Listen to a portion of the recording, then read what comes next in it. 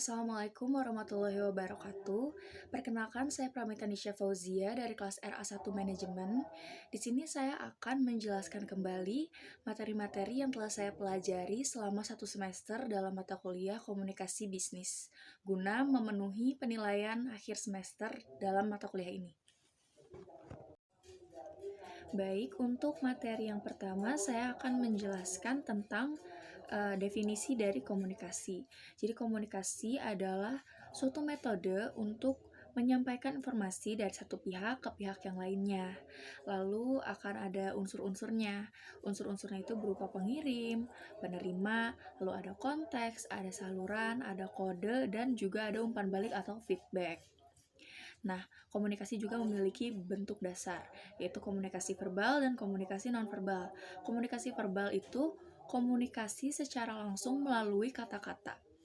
Seperti satu orang berbicara dengan orang yang lain melalui kata-kata yang jelas dan umum gitu. Lalu ada komunikasi nonverbal. Komunikasi nonverbal itu bisa menggunakan gerak-gerik, bisa menggunakan mimik wajah atau ekspresi begitu. Lalu ada juga komunikasi dalam bisnis. Jadi komunikasi itu juga sangat penting dalam berbisnis, bisa untuk menyampaikan informasi untuk pengembangan bisnis, bisa untuk menjelaskan strategi, dan lain sebagainya. Intinya komunikasi dalam bisnis itu adalah hal yang sangat penting atau bisa dibilang hal yang utama. Nah, yang selanjutnya kita akan membahas lebih detail mengenai komunikasi bisnis ya. Jadi komunikasi bisnis itu memiliki beberapa tujuan seperti informatif atau tentunya menyampaikan informasi. Lalu juga ada persuasif. Persuasif itu ya seperti mempengaruhi, tapi untuk hal yang baik ya, mempengaruhi seseorang melalui komunikasi untuk mencapai tujuan tertentu gitu. Lalu ada juga emosional, yaitu pendekatan secara emosional terhadap seseorang juga bisa dibangun melalui komunikasi. Lalu juga ada tujuan sosial untuk mungkin menambah relasi, untuk menjalin hubungan sosial yang lebih baik antara pebisnis juga sangat bisa untuk dicapai melalui komunikasi. Lalu juga ada umpan balik atau feedback. Nah, umpan balik atau feedback ini bisa berupa feedback verbal atau non-verbal. Ini juga didapatkan dari penerima pesan ya. Dapat berupa verbal maupun non-verbal, lalu bisa negatif, bisa positif, lalu juga bisa langsung, bisa tertulis, begitu. Intinya feedback itu adalah timbal balik dari penerima pesan dapat berupa apa saja yang dapat mereka tanggapi, begitu. Lalu ada kesalahpahaman dalam komunikasi bisnis. Ini hal yang sebenarnya sangat wajar dalam berkomunikasi. Mungkin akan ada beberapa kesalahpahaman. Itu bisa terjadi karena kesalahan dalam penyampaian, bisa juga kesalahan dalam menerima, atau kesalahan tata bahasa, begitu. Juga bisa karena perbedaan budaya atau bahasa yang tidak jelas, atau mungkin kalau misalnya secara online begitu ada kesalahan jaringan, begitu banyak faktornya, dan itu adalah hal yang wajar. Dan komunikasi dalam bisnis memang memiliki beberapa hambatan seperti yang tadi saya jelaskan, namun bisa juga diperbaiki, sangat bisa diperbaiki, seperti penyediaan saluran komunikasi yang lebih dipersiapkan lagi, lalu ada penyampaian kata-kata yang jelas, membuka komunikasi yang luas, tidak tertutup antara sesama anggota organisasi bisnis, lalu juga memberikan umpan balik yang membangun, lalu melatih skill komunikasinya menjadi lebih baik dari sebelumnya. Lalu yang selanjutnya ada tentang komunikasi dalam organisasi. Nah, komunikasi dalam organisasi itu sangat penting karena bisa digunakan untuk mencapai tujuan bersama, meningkatkan efisiensi, lalu ada juga membangun hubungan yang lebih baik. Nah, komunikasi ini juga ada 3 pola, yaitu komunikasi vertikal, komunikasi horizontal dan komunikasi diagonal. Kalau komunikasi vertikal itu dari atasan ke bawahan atau dari bawahan ke atasan, begitu komunikasinya. Lalu ada komunikasi horizontal. Nah, komunikasi horizontal ini komunikasi yang dilakukan antara dua orang terlebih dengan posisi yang sama, seperti komunikasi antara rekan satu tim, begitu. Lalu ada komunikasi diagonal, yaitu komunikasi antara staf yang memiliki kedudukannya setara namun tugasnya berbeda gitu. Misalnya staf keuangan berkomunikasi dengan staf yang distribusi, begitu.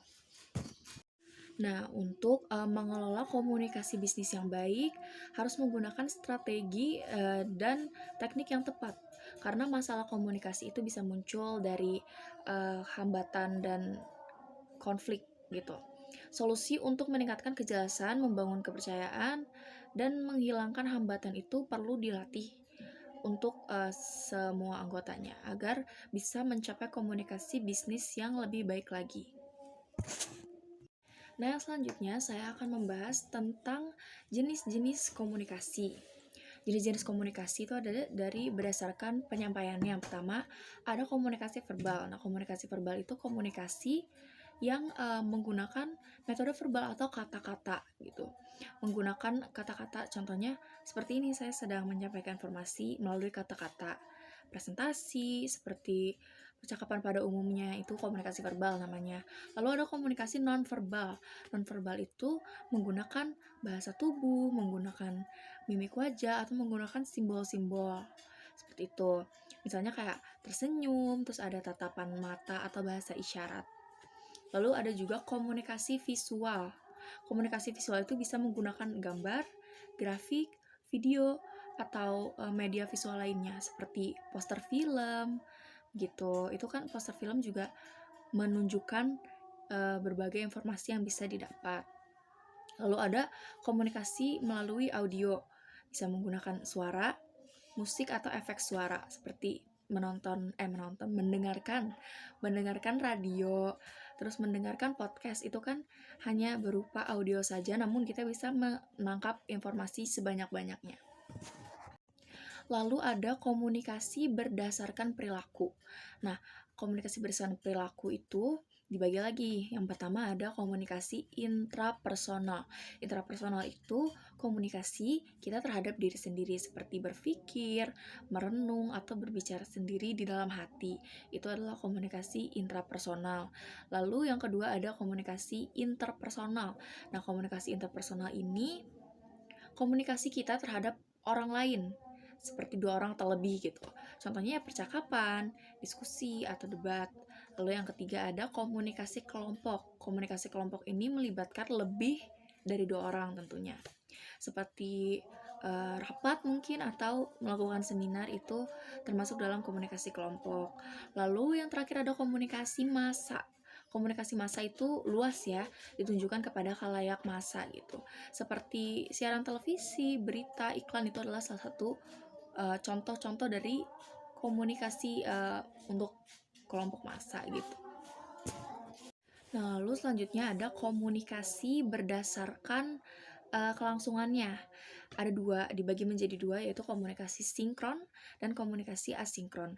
Jadi komunikasi sinkron itu komunikasi yang terjadi secara langsung seperti komunikasi tatap muka atau komunikasi melalui telepon begitu. Jadi komunikasinya langsung. Lalu ada komunikasi asinkron. Komunikasi asinkron itu komunikasi yang terjadi secara tidak langsung atau memiliki jeda waktu. Contohnya seperti surat, email, atau pesan teks. Lalu ada komunikasi berdasarkan maksud. Nah, komunikasi berdasarkan maksud itu ada komunikasi informatif, yaitu komunikasi yang bermaksud untuk menyampaikan informasi. Lalu ada komunikasi persuasif.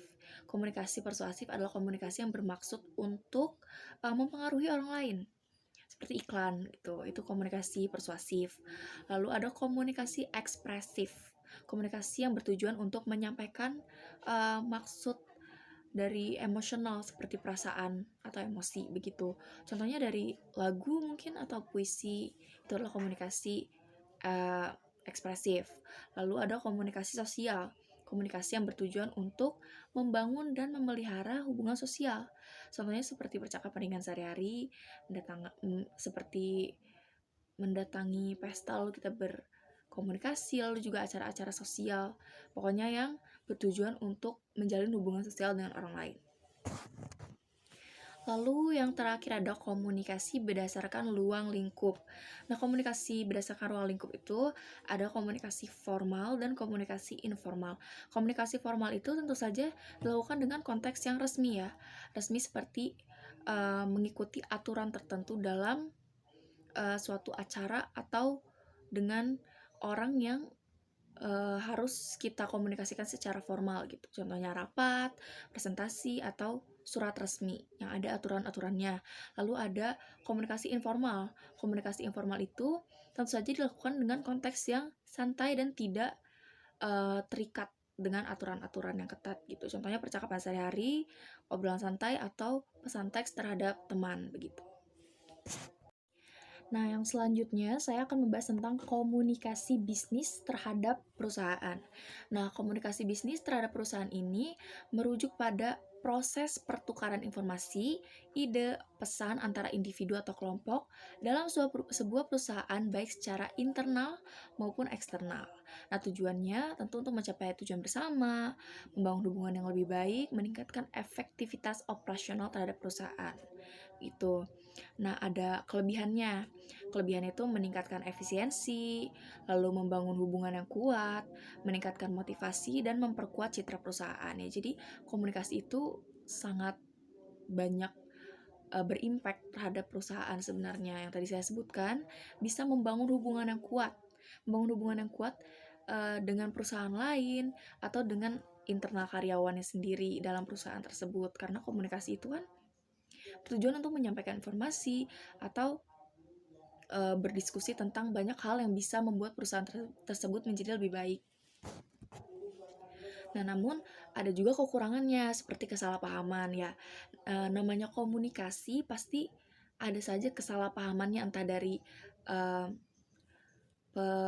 pengirim pesan ataupun dari penerima pesan gitu. Kita bisa salah berucap dalam menyampaikan atau juga salah dalam menangkap pesan itu sendiri. Maka terjadi kesalahpahaman gitu. Lalu ada kurangnya transparansi. Nah, kurangnya transparansi ini dalam komunikasi dapat menimbulkan ketidakpercayaan terhadap orang yang menyampaikan informasi tersebut, baik itu karyawan, teman, bos, ataupun siapapun yang menyampaikan pesan tersebut. Lalu ada banyak faktor-faktor juga seperti perbedaan budaya, hambatan dalam komunikasi ini tuh bisa terjadi karena perbedaan budaya, perbedaan bahasa, itu juga bisa.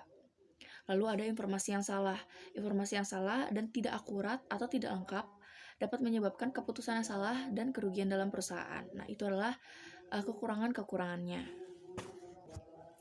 Nah, untuk menghindari kekurangan-kekurangan tadi atau meminimalisir setidaknya gitu ya, kita dapat melakukan beberapa cara-cara yang benar dalam berkomunikasi terhadap perusahaan. Yang pertama ada jujur dan transparan. Kita tidak boleh menutup-nutupi hal-hal dalam berkomunikasi agar komunikasi tersebut terjalin dengan baik dan pesan-pesan yang ingin disampaikan itu tersampaikan dengan sempurna begitu. Lalu ada profesional dan sopan. Itu gunakan bahasa yang formal karena kita berkomunikasi dalam perusahaan begitu. Hindari kata-kata yang tidak pantas seperti kata-kata yang kasar begitu. Lalu ada komunikasikan hal tersebut dengan ringkas dan jelas agar tidak bertele-tele. Lalu ada bersikap empati. Perhatikan juga perspektif orang lain yang menerima informasi tersebut. Perspektif tersebut kita gunakan untuk komunikasi selanjutnya begitu. Lalu ada membangun hubungan yang baik, ciptakan komunikasi yang terbuka dan membangun hubungan yang baik dengan semua pihak yang terkait. Lalu ada juga manfaatkan teknologi. Nah, untuk komunikasi kita dapat memanfaatkan teknologi seperti untuk berkomunikasi dengan staf karyawan atau siapapun yang ada di perusahaan tersebut, tapi jaraknya jauh. Kita bisa menggunakan teknologi. Lalu ada evaluasi dan perbaiki. Evaluasi efektivitas komunikasi secara berkala dan lakukan perbaikan untuk meningkatkan kualitas dari komunikasi itu tersebut. Nah, yang selanjutnya ada komunikasi antar budaya. Kita harus mengetahui pengertian budaya terlebih dahulu. Nah, budaya adalah keseluruhan sistem, pengetahuan, kepercayaan, seni, moral, hukum, adat istiadat, dan kebiasaan lain yang diperoleh manusia sebagai anggota masyarakat gitu. Jadi, budaya merupakan hasil proses dari interaksi sosial yang diwariskan dari satu generasi ke generasi lainnya begitu. Nah, budaya itu mencakup berbagai aspek kehidupan manusia seperti bahasa, agama, seni, makanan, pakaian, dan perilaku sosial begitu. Nah, komunikasi antar budaya ini adalah komunikasi pertukaran pesan antara individu dari budaya yang berbeda. Maka dari itu karena ada perbedaan budaya, perbedaan um, cara pikir, karena budaya mempengaruhi cara pikir tentunya, pesan yang disampaikan itu harus memiliki banyak penyesuaian terhadap budaya yang ada. Nah, komunikasi antar budaya dapat terjadi dalam berbagai konteks seperti bisnis, pendidikan, perjalanan, atau hubungan interpersonal. Nah, untuk mempelajari komunikasi antar budaya ini mungkin tidak mudah, namun memiliki banyak manfaat, seperti meningkatkan pemahaman dan toleransi terhadap budaya lain. Ya, kita kan hidup itu tidak hanya dengan orang-orang yang satu budaya, namun dengan orang-orang yang berbeda budaya pun kita akan bertemu gitu. Jadi kita harus memiliki sikap toleransi terhadap budaya lain. Kita juga harus menghargai perbedaan dan menghindari prasangka-prasangka buruk. Lalu juga bisa mempermudah interaksi dan kolaborasi dengan orang yang memiliki budaya yang berbeda. Jadi komunikasi yang efektif itu dapat membangun hubungan yang kuat dan lebih produktif. Jadi kita bisa bekerja sama, berkolaborasi dengan orang yang berbeda budaya dengan kita gitu. Lalu ada meningkatkan kemampuan adaptasi dan fleksibilitas. Jadi memahami budaya orang lain itu dapat membantu kita meningkatkan skill menyesuaikan diri gitu dengan lingkungan baru terhadap tantangan yang berbeda juga gitu. Lalu ada memperluas wawasan dan perspektif. Jadi memahami budaya orang lain itu dapat memperluas perspektif kita terhadap nilai-nilai yang berbeda gitu. Cara pandang kita tuh jadi bisa berubah mungkin atau bertambah menjadi lebih baik gitu. Lalu ada memperkuat kemampuan dalam dunia global. Nah, dalam dunia yang semakin terglobalisasi, kemampuan berkomunikasi antar budaya itu sangat penting karena dalam berbagai bidang seperti bisnis, pendidikan, itu kita akan bertemu dengan orang-orang lain dengan budaya yang berbeda-beda juga. Nah, tentu juga ada hambatan-hambatan dalam berkomunikasi antar budaya. Yang pertama ada perbedaan bahasa.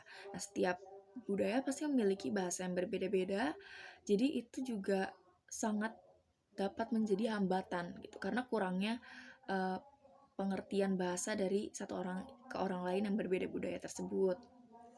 Lalu ada perbedaan nilai dan norma. Jadi setiap budaya kan pasti memiliki nilai dan norma yang berbeda. Jadi perbedaan ini juga dapat menimbulkan konflik dan kesalahpahaman gitu. Lalu ada perbedaan gaya komunikasi. Setiap budaya memiliki gaya komunikasi yang berbeda, seperti bahasa tubuh, intonasi. Jadi mungkin untuk budaya yang A, bahasa tubuh atau intonasi yang keras itu tidak masalah, tapi untuk yang terbiasa dengan budaya yang B mungkin itu menjadi masalah begitu. Lalu ada prasangka atau stereotip. Prasangka atau stereotip dapat menghambat komunikasi yang efektif.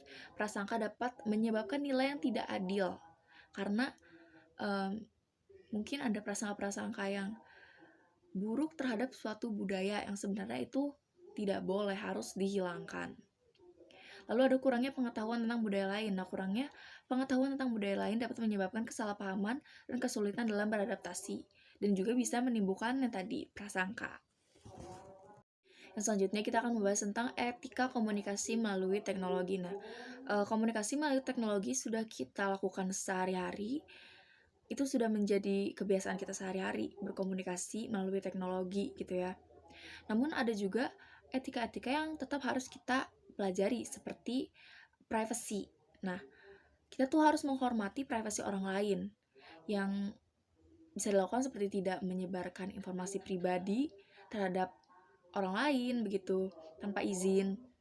Lalu juga menggunakan teknologi dengan bijak seperti tidak mengintai atau mengakses informasi orang lain, informasi pribadi orang lain tanpa izin seperti ada hacker begitu, itu kan sangat melanggar privasi ya.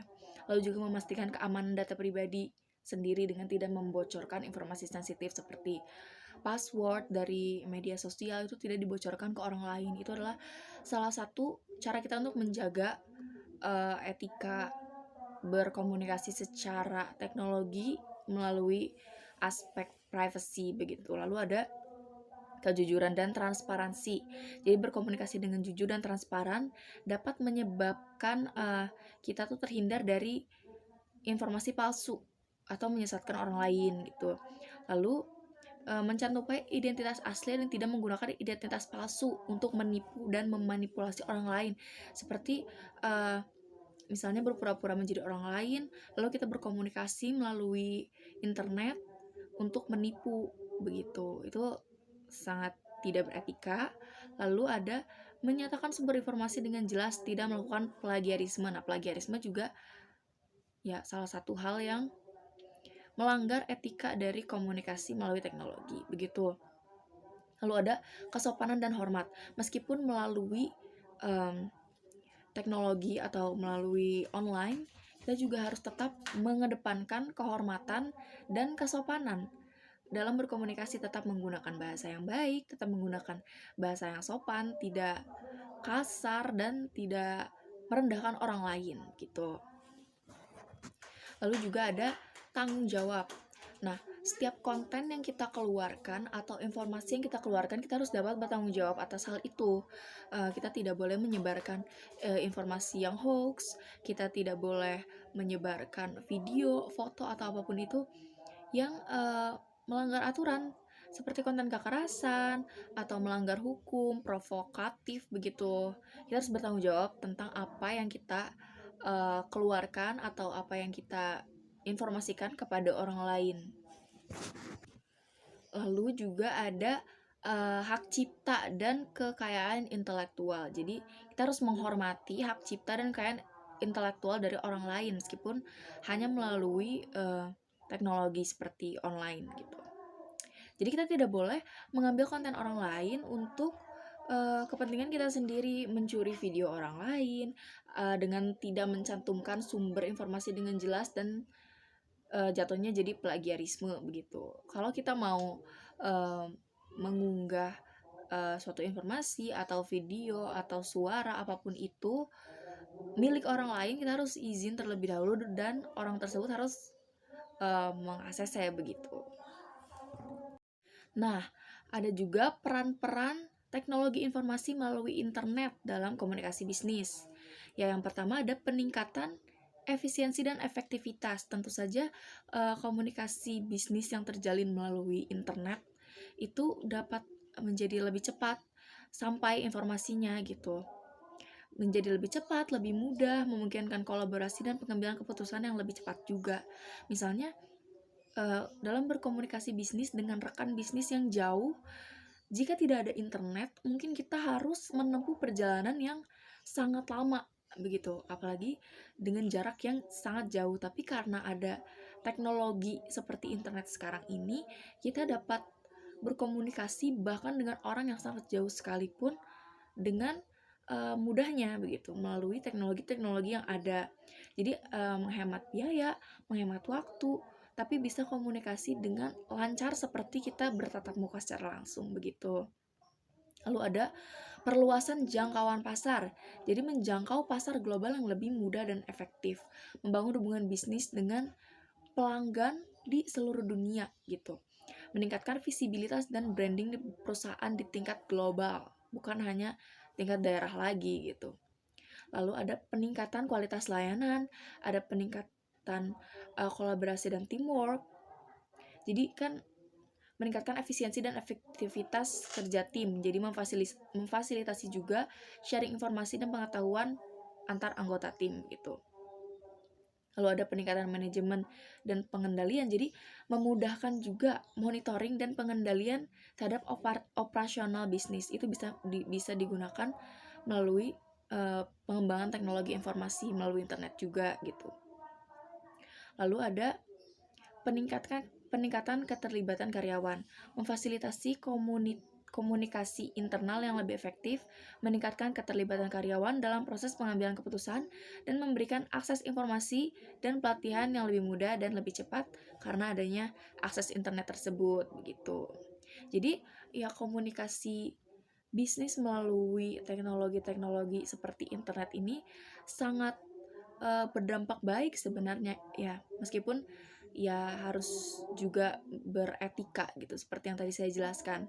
Namun karena jika kita sudah menjalani etika tersebut dengan baik, kita menjaga privasi, kita bertanggung jawab dengan semua hal yang kita sampaikan atau yang kita terima begitu, maka komunikasi melalui teknologi ini sangat berdampak baik untuk bisnis karena mempermudah semuanya begitu. Nah, selanjutnya saya akan membahas tentang pusat bisnis dan surat bisnis. Jadi, pusat bisnis ini merupakan suatu wilayah di perkotaan biasanya yang didedikasikan untuk kegiatan bisnis. Jadi, kegiatan bisnis atau komersial itu berpusat di daerah tersebut begitu.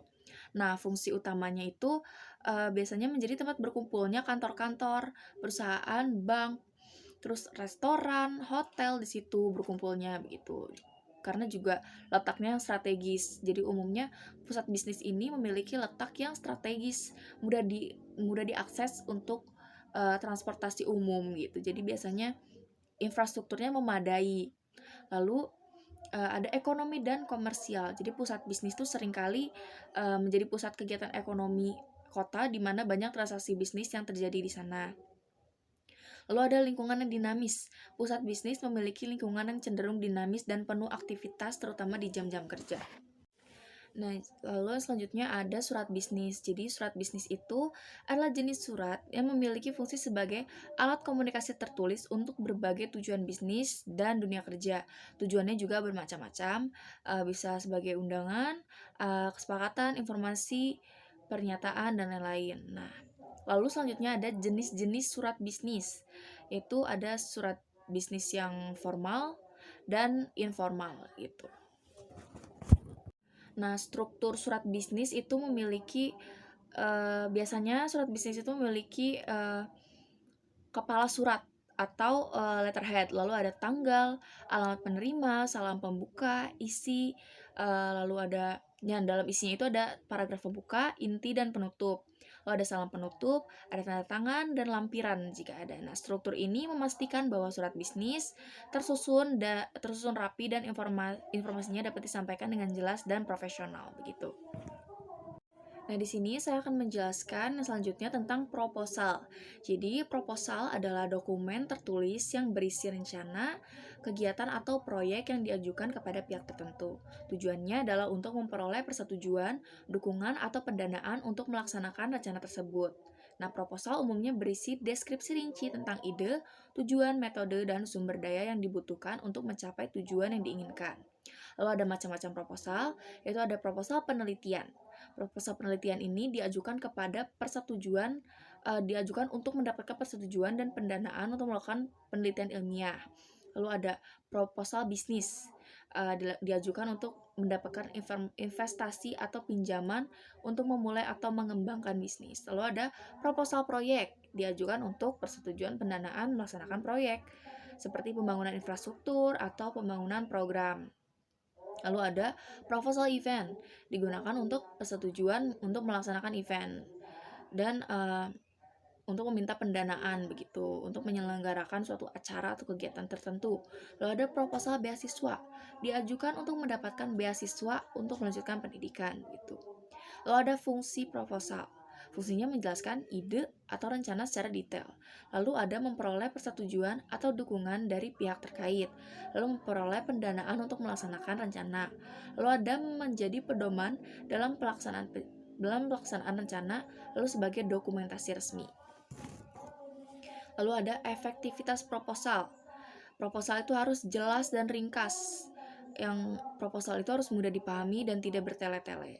Lalu relevan, proposal harus sesuai dengan tujuan dan kebutuhan dan minat yang dituju. Lalu menarik, proposal harus menarik perhatian dan memotivasi pihak yang dituju untuk memberikan persetujuan atau dukungan berupa apapun, termasuk pendanaan begitu.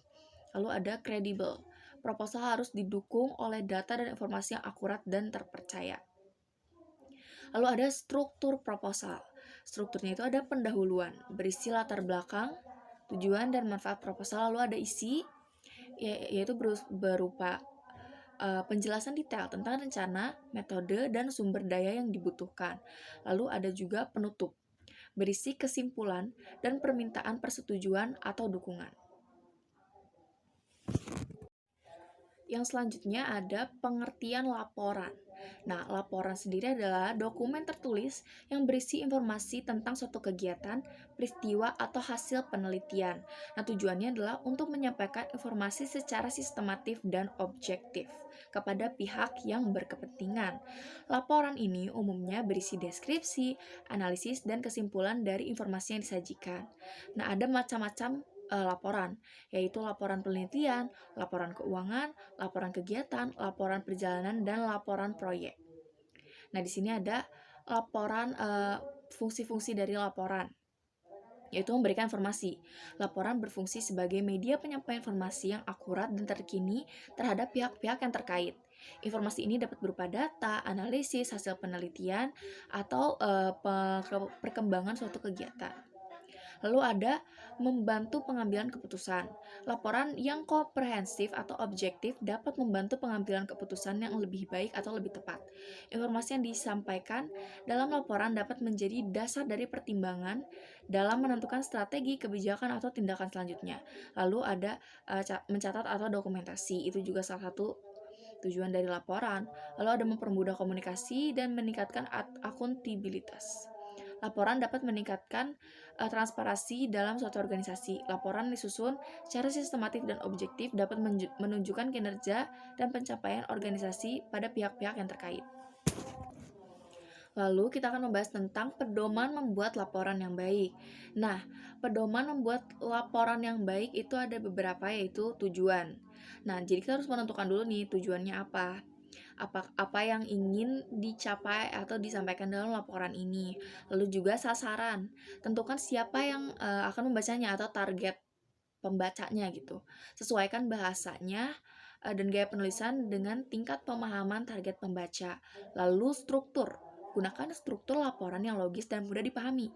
Biasanya laporan terdiri dari pendahuluan, isi, dan penutup.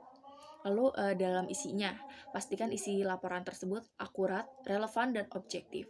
Lalu bahasa, gunakan bahasa yang baku, jelas, dan mudah dipahami. Hindari terlalu banyak penggunaan bahasa teknis atau jargon yang tidak dipahami oleh target pembaca. Lalu ada format, gunakan format laporan yang konsisten dan rapih. Perhatikan tata letak, font, dan margin. Lalu ada penyuntingan. Jadi sebelum diserahkan kita harus melihat dulu nih, apakah laporan tersebut sudah baik atau perlu ada yang diedit atau disunting terlebih dahulu. Nah, yang selanjutnya kita akan membahas tentang penggolongan laporan bisnis. Nah, laporan bisnis dapat digolongkan menjadi beberapa kriteria, antara lain berdasarkan tujuannya. Laporan periodik, laporan yang dibuat secara berkala, misalnya laporan bulanan, triwulan, atau tahunan. Lalu ada laporan khusus, laporan yang dibuat untuk tujuan tertentu, misalnya laporan proyek, laporan audit, atau laporan investigasi. Lalu berdasarkan jenis informasi, ada laporan keuangan, laporan operasional, dan laporan analisis. Lalu berdasarkan target pembaca, ada laporan internal dan eksternal. Laporan internal itu laporan yang ditujukan untuk internal perusahaan seperti laporan untuk manajemen, direksi, atau untuk karyawan. Lalu ada laporan eksternal itu laporan yang ditujukan untuk pihak eksternal atau pihak luar seperti laporan untuk investor, pelanggan, atau pemerintah. Nah, yang selanjutnya ada sistematika laporan. Sistematika laporan ini bisa bervariasi ya, namun pada umumnya sistematika laporan itu terdiri dari pendahuluan, latar belakang, rumusan masalah, tujuan, manfaat, isi. Isinya itu mencakup pembahasan, data dan fakta, analisis, dan temuan. Lalu ada penutup. Penutupnya itu bisa ada kesimpulan, saran, daftar pustaka jika diperlukan, dan lapiran juga jika diperlukan. Nah, yang terakhir kita akan membahas tentang teknologi dalam komunikasi. Nah, teknologi telah merevolusi atau merubah ya cara kita untuk berkomunikasi, baik di kehidupan pribadi maupun profesional. Nah, ada berbagai aspeknya teknologi dalam komunikasi bisnis. Yang pertama ada meningkatkan efisiensi email, terus platform pesan instan, dan video conference memungkinkan komunikasi yang lebih cepat dan efektif, mengurangi waktu dan biaya perjalanan. Lalu ada meningkatkan kolaborasi. Platform online yang digunakan seperti Google Docs, Slack, Microsoft Teams memungkinkan tim untuk bekerja sama secara real time untuk meningkatkan produktivitas dan kreativitas, lalu memperluas jangkauan. Internet dan media sosial memungkinkan bisnis untuk menjangkau audiens global, membangun hubungan dengan pelanggan baru, dan meningkatkan brand awareness. Lalu ada mempermudah pemasaran. Teknologi digital seperti email marketing, lalu iklan online memungkinkan bisnis untuk menargetkan audiens yang tepat dan mengukur efektivitas kampanye pemasaran. Lalu ada meningkatkan layanan pelanggan, seperti layanan pelanggan untuk komplain itu bisa dikembangkan melalui komunikasi teknologi internet begitu. Lalu ada teknologi dalam komunikasi bisnis tertulis, bisa seperti WhatsApp, lalu email, itu kan sangat berperan ya dalam komunikasi bisnis secara tertulis. Bisa digunakan untuk dari satu karyawan bisnis ke staff lainnya, atau juga bisa dari pelanggan ke pihak customer service, itu bisa menggunakan komunikasi teknologi tertulis begitu. Lalu ada teknologi dalam komunikasi lisan. Teknologi dalam komunikasi lisan itu seperti audio, telepon WhatsApp, atau bisa video conference seperti Google Meet. Begitu, itu adalah salah satu teknologi dalam komunikasi lisan yang diaplikasikan begitu. Banyak lagi juga sih, seperti aplikasi suara Siri atau Google Assistant, itu juga menggunakan lisan. Lalu ada pengaruh teknologi terhadap komunikasi. Yang pertama ada meningkatkan kecepatan dan efisiensi, yang sudah berkali-kali tadi dijelaskan bahwa teknologi itu dapat meningkatkan efektivitas waktu kita untuk berkomunikasi. Kita dapat berkomunikasi secara real time, baik dengan orang yang jauh sekalipun begitu. Mengurangi waktu dan biaya yang dibutuhkan untuk menyampaikan pesan, tapi pesannya tetap tersampaikan dengan jelas begitu. Lalu memperluas jangkauan. Internet atau media sosial memungkinkan komunikasi kita tuh menjadi sangat luas, bahkan dengan orang yang di luar jangkauan kita komunikasi secara langsung begitu. Lalu ada meningkatkan resiko. Teknologi juga ada resiko barunya sebenarnya, seperti penyebaran informasi yang salah, serangan cyber, atau privasi data. Jadi teknologi telah mengubah cara kita berkomunikasi secara fundamental, membawa banyak sekali manfaat dan tantangan. Penting bagi kita, individu dan bisnis, untuk memahami pengaruh teknologi terhadap komunikasi dan memanfaatkannya secara efektif untuk mencapai tujuan. Baik, karena semua informasi dari materi tersebut sudah saya sampaikan, maka sekarang kita sampai pada kesimpulan. Jadi, kesimpulannya dari semua yang tadi saya sampaikan, materi-materinya, komunikasi bisnis adalah kunci keberhasilan dalam dunia bisnis modern. Memahami prinsip-prinsip komunikasi yang efektif, strategi komunikasi yang terarah, dan pengaruh teknologi dalam komunikasi, serta menjaga etika dan profesionalitas akan membantu kita membangun hubungan yang kuat, mencapai tujuan bisnis, dan meraih kesuksesan. Dan mata kuliah komunikasi bisnis menurut saya sangat membantu kita untuk berbagai aspek dalam bisnis, karena komunikasi merupakan kunci utama untuk menyampaikan semua hal yang ada di pikiran kita dan mendapatkan hal-hal baru dari pihak lain begitu. Caranya adalah dengan berkomunikasi. Jadi menurut saya mata kuliah ini sangat penting untuk dipelajari karena akan berguna untuk banyak hal. Baik, mungkin itu saja yang dapat saya sampaikan. Kurang lebihnya saya mohon maaf. Wabillahi taufiq wal hidayah. Wassalamualaikum warahmatullahi wabarakatuh.